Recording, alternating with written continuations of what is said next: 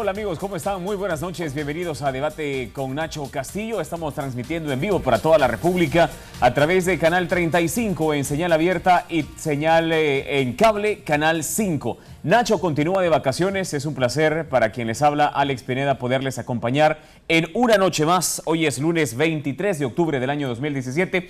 Vamos a analizar los últimos movimientos partidarios, de política partidaria y por supuesto todo lo referente al tema electoral en nuestro país. Nuestros invitados son dos personajes de la política de generales conocidas, ustedes los conocen perfectamente. Son ellos, Roberto Cañas, analista política y firmante de los acuerdos de paz. Roberto, qué gusto tenerlo acá. Igualmente, qué bueno estar en Nacho Castillo, estar contigo, Alex, en este programa tan visto en el país. Y también nos acompaña Jorge Villacorta, analista, exdiputado de la Asamblea Legislativa. Ingeniero, qué placer. Es un gusto, Alex, estar en este programa y compartir con Roberto esta mesa. Vamos al aire y empezamos con lo más reciente, los movimientos dentro del partido FMLN y los que tienen que ver precisamente con la designación de la nueva candidata a la alcaldía de San Salvador. Jacqueline Rivera fue anunciada ayer como la escogida para suplantar a Nayib Bukele en el marco del 37 aniversario de fundación del partido FMLN. Si les parece, pues comenzamos hablando de eso. Amigos, ¿qué les parece la designación de Jacqueline Rivera, ingeniero, como candidata a la alcaldía de San Salvador por el FMLN? Bueno, mire, yo considero de que ya era una cosa prácticamente anunciada desde hacía varias semanas, desde antes de la expulsión y de toda la crisis final de la relación frente a Nayib. Ya era evidente entonces que la candidata a síndico, que era el cargo que ella tenía en la planilla, que resultó de las internas del partido, pues era quien iba a sustituir a Nayib. A mí me parece que era de esperarse porque después de todo este medio trauma similar en parte a lo que sucedió con Mauricio Funes y la expectativa andaba por ahí, creo que el Frente quiso buscar a alguien así de hueso colorado con algunas ventajas. Creo que ella, el hecho de ser mujer es parte también de cierta ventaja. Lo mismo es una persona relativamente joven, es decir, de otra generación distinta a los comandantes, como se dice, pero es alguien que viene de la profundidad de la lucha, una mujer luchadora del FMLN, y luego su desempeño como diputada también ha sido de alguien que ha sido fiel a las directrices internas del partido y a las orientaciones del partido. Incluso en algunos momentos parecía que ella decía cosas en el conflicto con la Sala Constitucional que pudiera uno dudar de que si eso que ella decía era precisamente un tema estrictamente legal o el tema se distorsionaba por el interés político.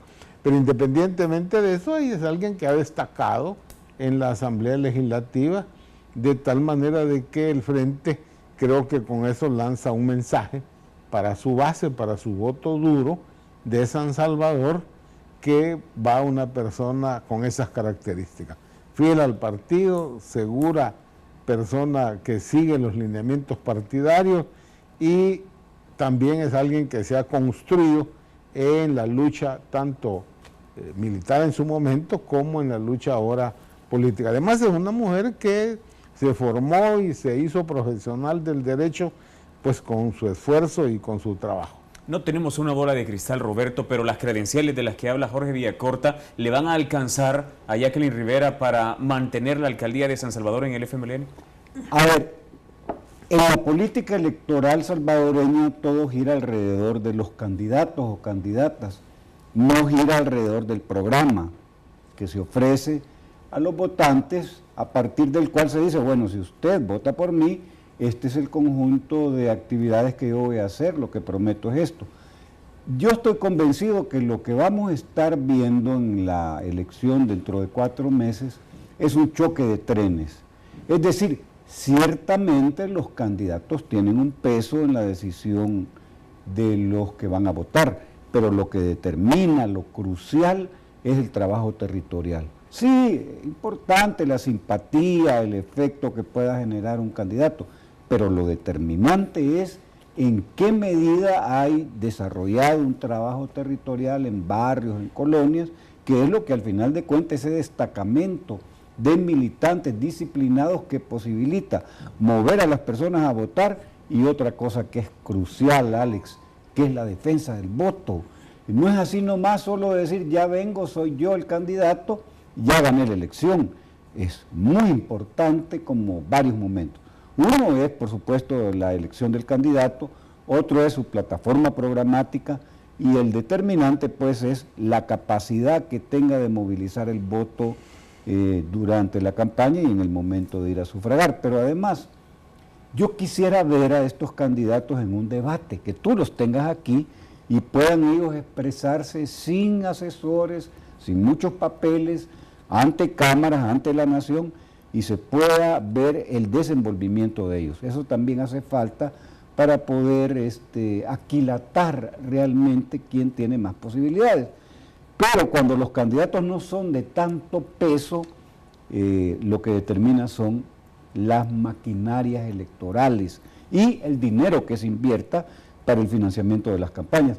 O sea que esto no es así nomás de que, bueno, es esta persona muy bien, tiene un efecto, y todo lo demás es lo determinante. Bueno, de por hecho que la producción de Debate con Nacho seguramente va a buscar un cara a cara entre los candidatos, no solamente de Arena y del FMLN, sino también los otros dos candidatos, porque hay que decir que Gana también lleva un aspirante a la alcaldía de San Salvador en la figura de Rafael Mengíbar y Yesenia Hernández por el Partido Demócrata Cristiano.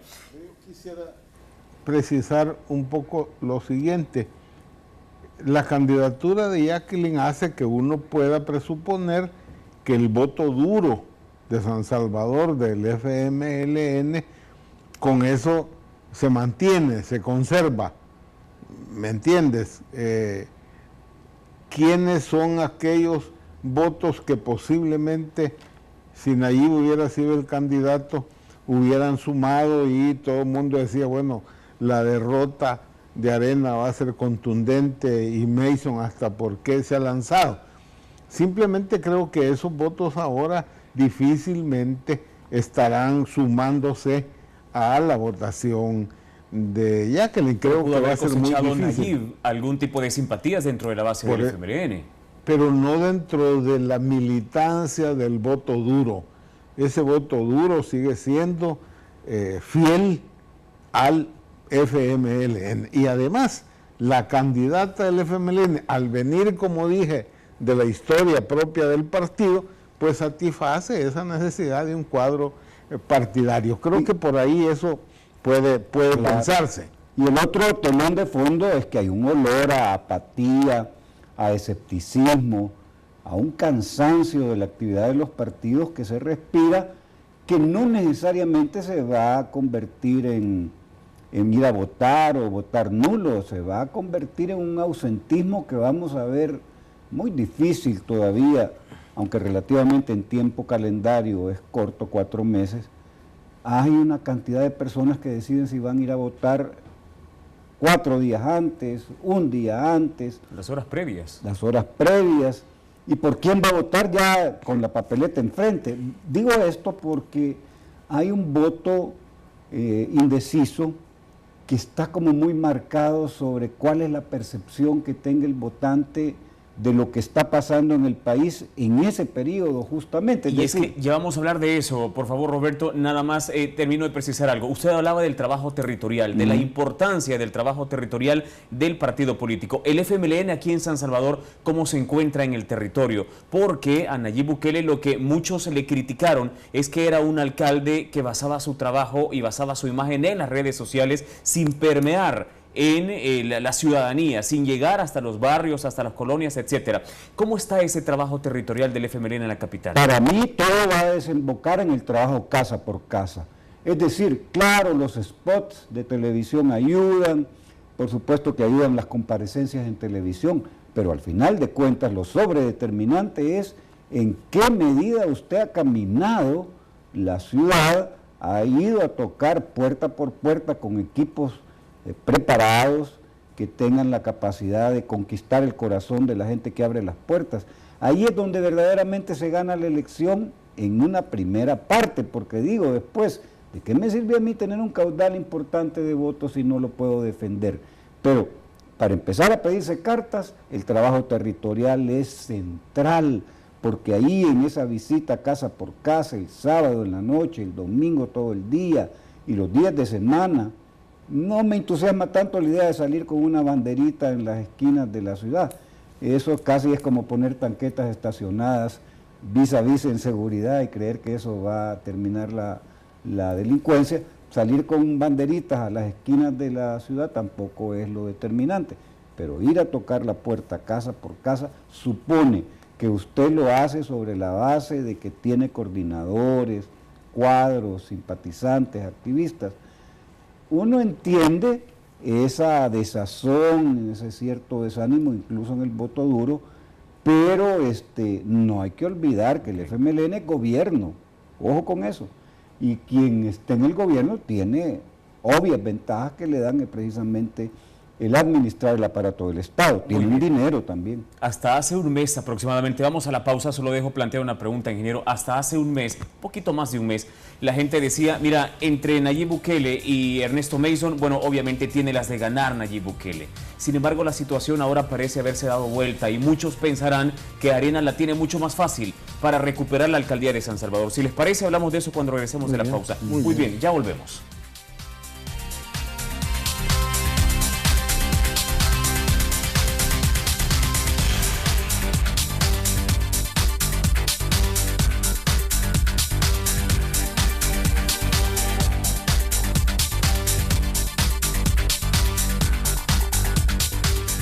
Había quedado planteada una pregunta del bloque anterior. ¿Arena la tiene fácil para recuperar la alcaldía de San Salvador? Es decir, no hay ninguna duda que con Nayib de candidato a alcalde las posibilidades de Arena eran muy reducidas. Eso es cierto. ¿Por qué? Por eso uno... Le pregunto, ¿por qué es evidente, tan buen alcalde es Nayib? No, no es ese el punto. ¿Entonces? Es que no es eso. La gente vota por emociones. Y las emociones se las promueven los medios de comunicación, y no hay ninguna duda que el señor Bukele es un hombre construido a través de los instrumentos electrónicos, y él es una figura que se maneja de esa manera. Entonces, todo lo que las encuestas decían, podía uno pensar que era muy difícil para Mason ganar. Pero es interesante porque algunos todavía dicen, bueno, y Mason, ¿cómo es posible que él sea el que se lance? Él es el que le pide, yo quiero ser candidato al partido. O sea, no es una cosa que se le hayan impuesto como un castigo. Yo creo que él tenía pensado, dándose cuenta que al final difícilmente Nayib iba a ser el candidato a la reelección por el problema interno con el partido, y en la medida en que hace más de año y medio Nayib estaba claro que él no iba a ser candidato a la presidencia por el FMLN. Y segundo, porque es evidente también que la gran mayoría de la población expresa rechazo a los partidos en general. Entonces, eso es lo que en el fondo está verdaderamente en el debate, y creo que Nayib jugó a usar ese esfuerzo, esa actitud de rechazo, y montarse en esa ola del rechazo. Pero en este momento entonces, el trabajo que ya hizo en el terreno Mason, y el trabajo que ha hecho en el terreno también el FMLN, que es distinto a lo que pudiera estar haciendo Nayib, que no es un trabajo de campo, sino que es un trabajo mediático, es lo que Roberto dice, bueno, choque de trenes, en el sentido de, va a ser muy difícil predecir desde ahora quién va a ganar esa alcaldía. Tengan en cuenta también que esa frase de decir, mire, el dinero alcanza cuando no se roba, yo le agregaría, el dinero alcanza cuando no se roba y cuando se presta, porque cuando usted tiene una deuda de 235 millones de dólares, pues hombre, usted puede pensar, así es, hay un mercado y tengo que pagar $85,000 mensuales por un mercado que es un medio centro comercial vacío, no es para lo que fue diseñado. Creo que esos son elementos que van a aparecer, pero independientemente de eso es muy difícil a estas alturas, que todavía la campaña de alcaldes no se ha iniciado, porque primero se inicia la de diputados, que por cierto está casi abandonada las candidaturas a diputados. Eclipsada, sí, correcto. Cuando realmente son las determinantes, porque en el 2019, sea quien sea que gane, va a tener que gobernar pues con una correlación de fuerzas en la Asamblea Legislativa. Pero independientemente de eso, yo sí creo de que en este momento la competencia por la alcaldía de San Salvador se vuelve como más pareja y van a pesar, como siempre, todos los votos duros. Yo no veo que el FMLN del voto duro o reduzca o pierda a estas alturas, los que ya tienen pues 20, 25%, pero lo mismo le sucede a Arena. Bien, ¿qué pasa con aquellas personas que siguen con Nayib?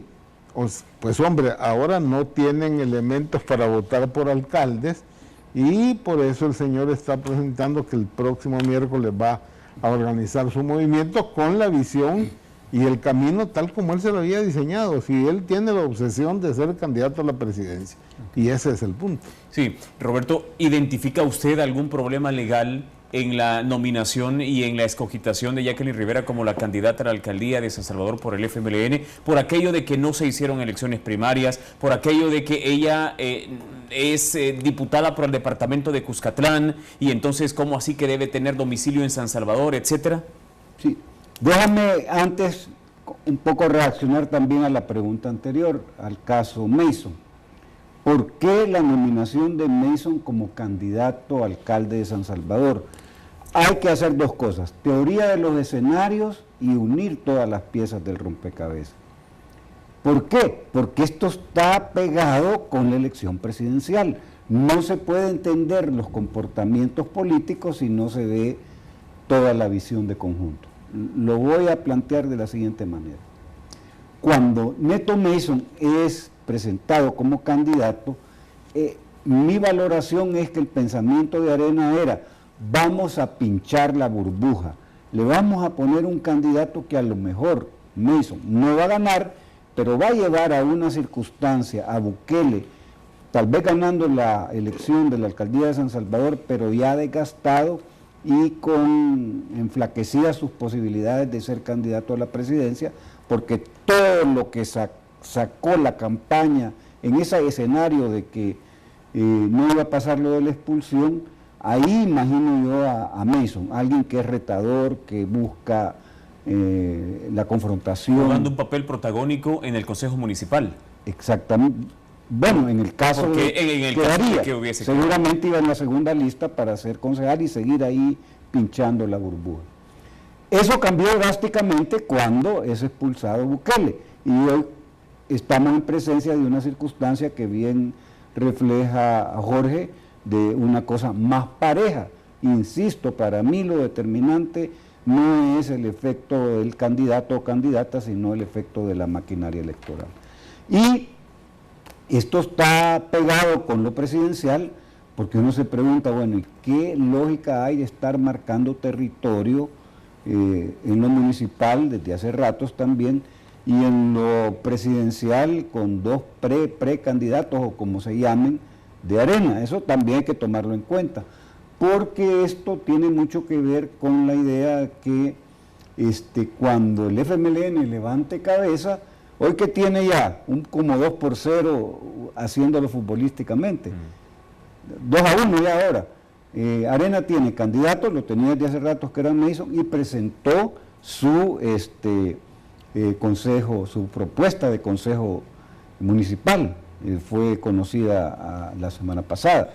El FMLN solo ha presentado su candidata, vamos a ver qué pasa con su consejo municipal, lo tiene que presentar pronto para emparejar esa parte de candidato, candidata, consejo municipal, ambas partes.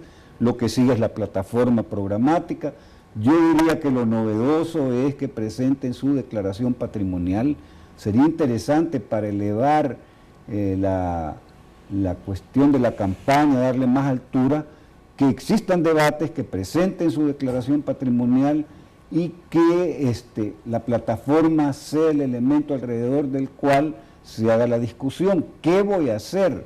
La ventaja que tiene también el FMLN, que al final de cuentas, a los sobredeterminantes de Bukele, lo celeste, hay que decir que la administración que tiene San Salvador es la administración FMLN. La bandera con la que se ganó la alcaldía hace 3 años, o va a ser 3 años cuando sea la elección, es la bandera del FMLN. Pero no ondea esa bandera del FMLN en San Salvador. Sí, vamos a ver qué pasa en este periodo de tiempo, cómo el procesamiento de las personas de lo que fue la gestión municipal. Por ejemplo, si uno va al centro ahora parece zona de desastre, es decir, el hacer subterránea la cuestión de los cables de la energía o telefónicos se ha prolongado para mi gusto demasiado. No sé cómo se va a compatibilizar eso con el malestar de todos los días del tráfico y el congestionamiento vehicular. ¿A usted qué le parece la gestión de Bukele?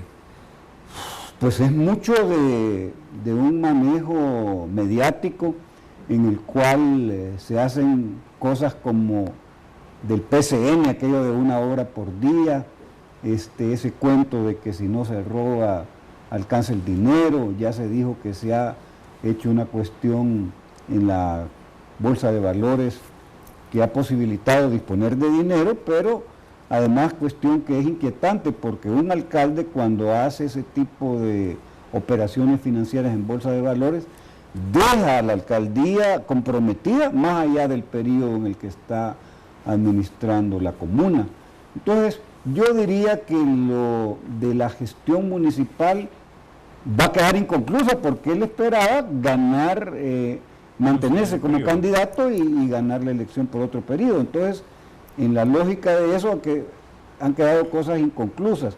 Por eso la responsabilidad del FMLN es terminar bien la administración Bukele, aunque parezca que es Bukele el unipersonal en la gestión. La gente no lo entiende así, la gente va a entender que eso es la bandera y la administración del FMLN. ¿No se va a distanciar entonces el partido de la gestión de Bukele al final de cuentas? Al final de cuentas ahora la va a poner en función del interés de ellos, porque lo que va a estar en juego es lo que hizo el FMLN en los 3 años estos, con Bukele o sin Bukele, contra lo que quiere hacer, porque ahí hay una diferencia. No es lo mismo lo que hice ya contra otro que dice, si gano voy a hacer. Okay. No tiene nada que mostrar. ¿No ve entonces problema legal usted en la nominación de Jacqueline Rivera, por lo que estábamos hablando anteriormente? Sí, y todas las declaraciones dicen, aunque en el Tribunal Supremo Electoral se habló de una contradicción de lo que decía el Código Electoral con lo que le decía la ley electoral, pero al final de cuentas estamos en presencia de una circunstancia, digamos, extraordinaria, que habla el código de que hasta un día antes o en el momento de la inscripción se puede cambiar el candidato. Yo no diría que eso va a ser óbice para no resolver el tema de la candidatura de Jacqueline Rivera. Okay. Jorge, tampoco. Además, es que recuerde usted que son internas, no son primarias. Internas quiere decir que el estatuto del partido define cómo se hacen las internas. Y la ley es el estatuto en ese momento. Por consiguiente, el FMLN, si en sus estatutos aparece un articulado que se refiere a que cuando por razones de fuerza mayor o lo que sea, no tiene un candidato, que se suponga que se enfermó, se murió, lo que sea, ¿cómo lo sustituye? Bueno, eso está en el reglamento, en la legislación interna del partido. Y si han seguido ese proceso interno, según la norma interna, pues el tribunal no tiene nada que hacer, porque la ley es que es internas y las define cómo se hace el partido a través de su normativa interna. Muy bien, enterado. Hablemos un poco del proceso electoral. ¿Cómo lo están viendo ustedes? Porque estamos escuchando cada vez con más frecuencia opiniones de diversos actores hablando y advirtiendo sobre el riesgo de un fraude, el peligro, el problema de que vaya a haber algo que vaya a enturbiar el resultado de la votación de marzo próximo. Hablemos de eso cuando regresemos de la pausa, bueno. ¿Les parece? Muy bien, sí, porque regresamos en nada. Ya tiene explicación.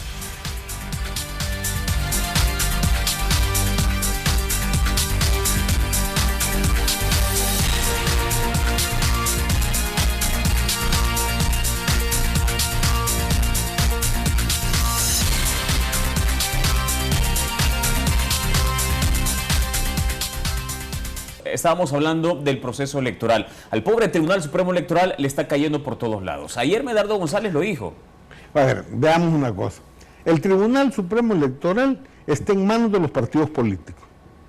Así está diseñado. Acuérdese la frase de Salvador que dice que cuando se diseñó eso era para que tigres cuidaran tigres. El problema es que los tigres se juntaron y lo que están haciendo es comiéndose a los ciudadanos, porque lo que está provocándose es buscar que todo este sistema que le quita por la decisión de la Corte el poder a los partidos, a las cúpulas de los partidos, y se lo traslada a los ciudadanos, hombre, eso definitivamente es rechazado por todos los partidos. Y el interés es volver al sistema de banderas, porque el sistema de banderas de listas cerradas y bloqueadas, pues hombre, permite que el poder está de decisión en manos de las cúpulas de los partidos. Eso pasa por demostrar entonces que va a ser un desorden ya anunciado, peor que el que sucedió en la elección anterior en este momento. Y decir que es el tema más complejo y todo lo que se ha dicho, sí, pero perdóneme, en este momento en 20.000 kilómetros cuadrados y 3 millones de votantes, a estas alturas, con la tecnología que existe en el mundo, no hay excusa. ¿Qué ha pasado entonces? Para mí el principal problema grave en este momento no es la transmisión, es el problema de que si se van a conformar o no las juntas receptoras de votos para estar abiertas a las 6, 7 de la mañana del día de la elección, porque ahora resulta que son 5 miembros de la junta, pueden ser 3 mínimo, pero son 5, y tienen que ser personas que no pertenezcan a los partidos. Sí, pero la sala dejó que las listas para que el tribunal escoja tienen que ser presentadas por los partidos. Ya hubo problemas para esos listados, incluso de las juntas departamentales y de las municipales, pero ahora resulta, ¿dónde están los listados para que el tribunal procese, limpie, haga la criba, la depuración para poder decir quiénes? Y luego, ¿cómo me garantizo que esas personas, son 10.000 urnas, por 5 son 50.000? ¿Dónde está la capacidad técnica para tener el control de esas personas? Su dirección, porque ¿quién dice que los partidos están pasando solo el nombre y el DUI? Pero ¿y cómo los controlo? ¿Me entiende? Eso es como que una empresa vaya a contratar de un día para otro a 50.000 personas. ¿Dónde está la tecnología para la administración personal de eso? Entonces hay toda una tendencia a ese problema. ¿Y qué va a pasar en el momento de elección donde la gente que se entrenó y medio se entrenó, llegará o no llegará? Le van a decir, mire, fíjese que usted va a pasar ahí 24 horas. Nadie le va a dar comida, nadie le va a dar transporte, porque por las decisiones del señor ministro de Hacienda, eso hay que vean cómo salen, como alguien me dijo, y no son voluntarios, pues. Entonces que ellos lleven su comida y a quien los lleva a dejar, perdóneme. Entonces, para mí, la situación crítica anunciada está ahí. Ahora, decir que dados están cargados, perdóneme, si el personal del tribunal, todo ese personal pertenece a los partidos políticos, son cuotas. Entonces, tampoco vengamos a decir eso. Ahí está participando todos los partidos políticos. Mi punto es que hay una irresponsabilidad de pretender que la situación no vaya bien, echarle la culpa entonces a la sala, porque lo que produjeron es la cosa más compleja del mundo, como ha dicho el presidente, y volver entonces a la nueva sala, escoge y dice, se acabó y regresamos a las banderas. A las banderas. Aunque hay que decir una cosa, el magistrado Miguel Ángel Cardosa, del Tribunal Supremo Electoral, decía esta mañana que el escrutinio no va a ser tan difícil en esta oportunidad porque no hay elección de diputados del Parlamento Centroamericano. Entonces va a ser mucho más ágil el conteo y el escrutinio en las mesas. Vamos a ver si resulta de esa manera. A ver, déjame razonártelo de la siguiente manera. Primero, yo no quisiera estar en los zapatos de los miembros del Tribunal Supremo Electoral. Están lidiando como con 4 o 5 cosas al mismo tiempo. Primera, la falta de recursos. Ellos tienen que gestionar, administrar un proceso electoral con recursos limitados. Eso de suyo ya tiene una dificultad grande porque no tienen dinero para entrenar a la JRB, no tienen dinero para transporte y alimentación el día de la votación, no tienen dinero para asegurar la compra del equipo electrónico para el conteo de los votos. Entonces están trabajando con una limitación importante de recursos financieros. Ese es un primer nivel del problema. Un segundo nivel no resuelto del tribunal es el tema de la relación dinero privado para el financiamiento de las campañas. No está resuelto quiénes dan el dinero, cuánto dan, ni mucho menos en qué se ocupa. Y el dinero y el financiamiento de campañas no es bueno para el país, porque es obvio que quien da dinero para financiar campañas espera a cambio favores, no lo hace por un mecenazgo que de repente quiere beneficiar en general una causa, no es así la cosa, pero hay más todavía. El entrenar a la JRB, que son organismos temporales electorales, significa que no hay dinero. Entonces dicen, el invento es, yo soy profesor universitario, y yo puedo afirmar con todo conocimiento de causa, que las aulas virtuales son buenas, pero a los estudiantes que están como familiarizados con ese tipo de tecnología no les gusta. Ellos prefieren un grupo en Facebook cerrado donde puedan interactuar, y meterse al aula virtual es aburrido. Ya digamos 50,000 o más personas que quieren ser miembros de la JRB, que les digan, mire, es cierto, no tenemos plata para entrenarlos, pero conéctense a internet, métanse al aula virtual y ahí van a aprender. Eso está en chino en términos de creer que así vas a resolver el tema de la formación de la JRB, pero la cosa sigue más complicada aún, el tema de la tecnología.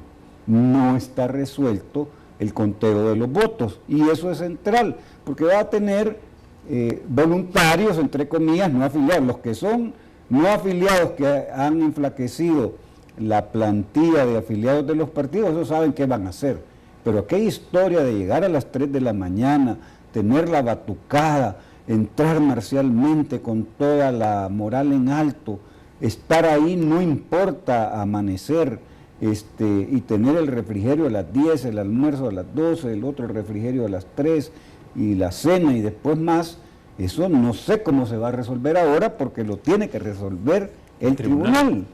Claro que a más de algunos se le va a escapar algún grito de alegría cuando esté contando si su partido encubierto es el que va a ganar en la mesa, pero son cosas, unas grandes incógnitas lo del conteo. De mano en mano se perdió un piano. De mano a mano aquí hay invalidación de votos, hay paso de votos según conveniencias. Eso va a estar verdaderamente, por eso repito, yo no quisiera estar en los zapatos de los miembros del tribunal. Quizá decir hoy aparece en los medios de prensa escrito cuál va a ser el proceso en la mesa. Yo creo que hay un avance importante. Las mesas solo van a contar los votos enteros, es decir, todo lo otro que tiene que ver con las caras, etcétera, y las preferencias, eso va a pasar al escrutinio definitivo, al escrutinio final. Entonces, este escrutinio, que es el primero, el temporal, ese solo va a contar votos enteros. ¿Qué significa eso? Pues hombre, que en el tema de diputados simplemente se va a saber cuántos diputados de los que le tocan a un departamento. Por decir algo, el Departamento de la Libertad son 10 diputados. Bueno, ¿cuántos le tocan a Arena? ¿Cuántos al FMLN? Pero no van a poder decir quiénes son.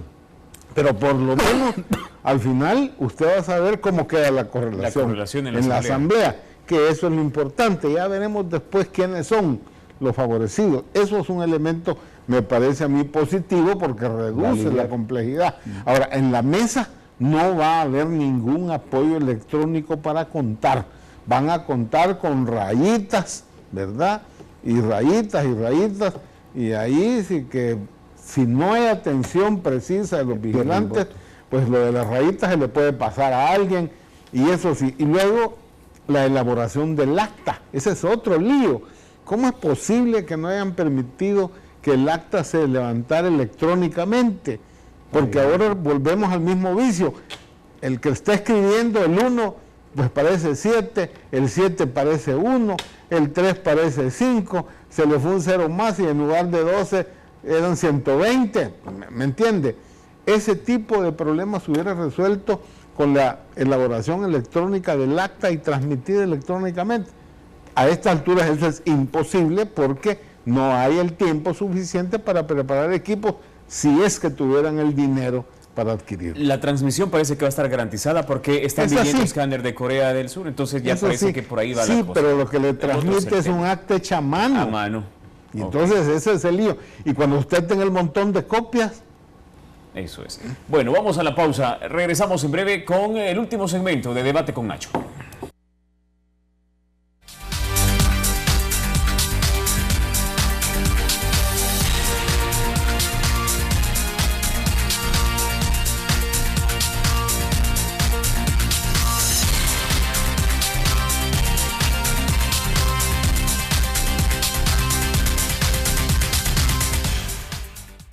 Muy bien, estamos de regreso. Muchísimas gracias por su fiel sintonía. Es el momento de revisar lo que ustedes están opinando en las redes sociales. Vamos a enlazarnos con el buen amigo Francisco Bonilla. Hola Francisco, buenas noches. Adelante. Un placer saludarte, Alex. Son diferentes opiniones las que tenemos. Dice Luis Hernández, las ventajas son virtuales, no tangibles.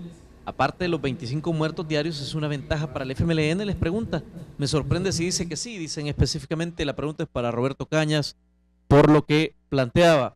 Dice Raúl Sánchez que le pregunte a Violeta Mengíbar, a Shafiq Jr., cómo le fue con la bandera del frente.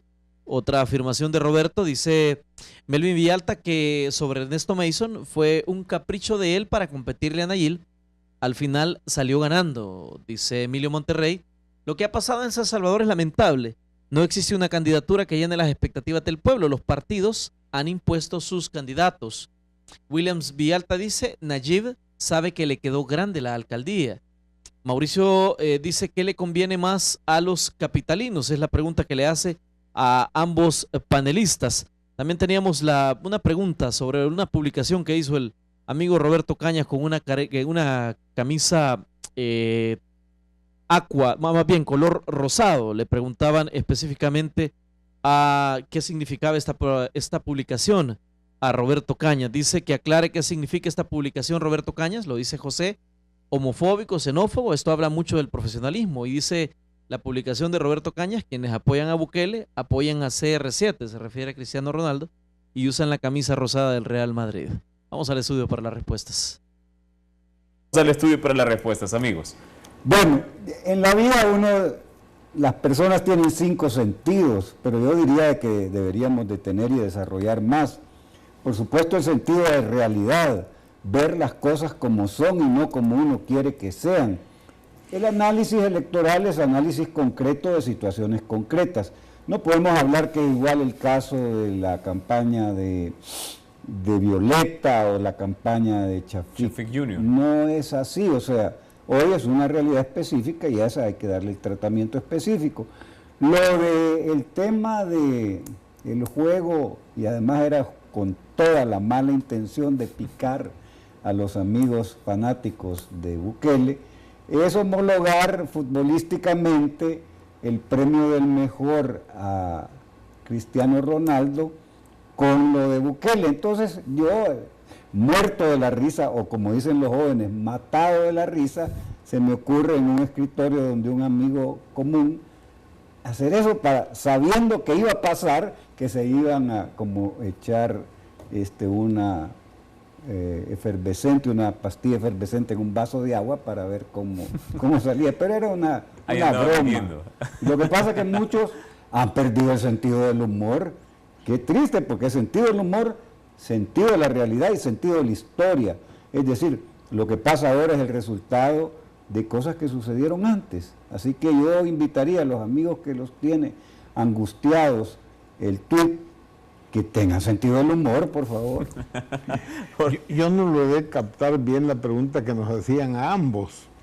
Bueno, es que estaban hablando acerca de percepciones. Decían, mira, percepción es una cosa, pero realidad es otra. Realidad, dicen, son los 25 muertos diarios. Y percepción es todo lo que se forma a través de las redes sociales y cómo se puede permear en la opinión pública a través de las redes sociales. Vamos a ver, en política, lo importante, perdónenme, pero en política lo importante no son las realidades, son las percepciones. Porque la gente, insisto, a la hora de votar, vota por emociones. Desgraciadamente, en nuestro país la gente no termina votando por los contenidos, vota o por la figura del candidato y su atractivo, o porque sucede algo que genera precisamente esa emoción. Por eso el manejo, cada vez más ahora, el marketing electoral se ha vuelto toda una especialidad. Mire el caso de Trump. Yo recuerdo que algunas veces, escuchando los discursos, ahí me parecía que era contradictorio. Hoy decía algo y al rato volvía a decir otra cosa totalmente contradictoria. Pues no, era toda una estrategia de comunicaciones. El tipo elaboraba respuestas para los intereses precisos de los lugares a quien iba y a dónde daba el mensaje, no a través de las benditas encuestas. Hay ya un cambio, ya no se toman las decisiones en base a las encuestas, sino a lo que dice la gente precisamente. Y eso es lo que estamos viendo. Yo creo que vamos a cada vez más a ver cómo, en este caso, la necesidad de la gente de rechazar a los partidos políticos es lo que realmente está en juego. El punto es, esa gente que rechaza a los partidos políticos, ¿qué va a hacer? ¿Va a votar? ¿No va a votar? Y el amigo televidente precisaba, ¿qué le conviene más a los capitalinos?, decía él. Bueno, le conviene que los candidatos hagan una campaña de altura. Y campaña de altura significa tener plataforma programática. Es cierto, eso no tiene ninguna discusión, que el voto es emocional. Y la emoción más primitiva del ser humano es el miedo. Vamos a ver, porque va a haber campaña gris, campaña negra, campaña sucia. ¿Cómo se utiliza? Habría que ver hoy qué estarán maquinando los asesores, que les va a ir muy bien, de los candidatos en términos de manejar emociones. Seguramente manejarán la más primitiva, el miedo. Vamos a ver qué pasa con las otras emociones. Lo que verdaderamente para los intereses de los capitalinos es cómo desde la alcaldía se puede contribuir a resolver el problema de la seguridad ciudadana. Es decir, el lugar donde hay más cercanía de gobierno con la población es el municipio. Entonces yo esperaría que los candidatos me digan, mire, si yo gano, voy a trabajar los espacios públicos, los voy a recuperar. Que vaya más allá de colocar cámaras, videovigilancia, etcétera, porque ese fue uno de los programas que se vendió. Claro, y Bukele, como es muy dado a decir, yo lo arreglo con dinero, voy a gastar 20 millones de dólares en una cantidad de cámaras en la ciudad y así lo voy a resolver. La cosa no es tan así nomás. Yo creo que los candidatos deben de plantear en su plataforma cómo construir una cultura de paz, cómo promover a partir de la comuna valores de convivencia, de armonía, de resolución pacífica de conflictos. Eso es importante. Y eso pasa por la organización de la gente. Uno de los temas claves para enfrentar el tema de inseguridad también es cómo la población asume su rol y cómo está organizada, cómo el municipio traslada a la gente el uso de los recursos, de los fondos, cómo participa la gente permanentemente en la administración municipal. Todos esos aspectos son los que la gente lo tiene que esperar recibir información sobre. Jorge, muchísimas gracias. No, gracias a ustedes, a la orden.